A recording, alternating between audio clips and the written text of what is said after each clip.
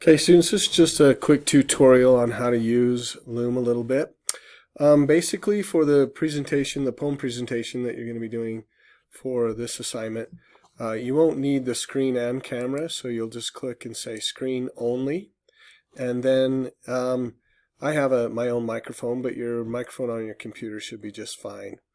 Once you do that, then you're going to hit this recording, and it only has a 5-minute limit, so hopefully your poem's not too long.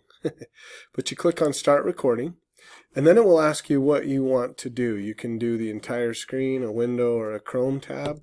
When I created mine, I actually did the Chrome tab, and I clicked on the road not taken, and then I hit that, and it actually starts the countdown, and I can start doing that. Anyway, that's how that works, and good luck using it. If you have any needs, email me or come see me.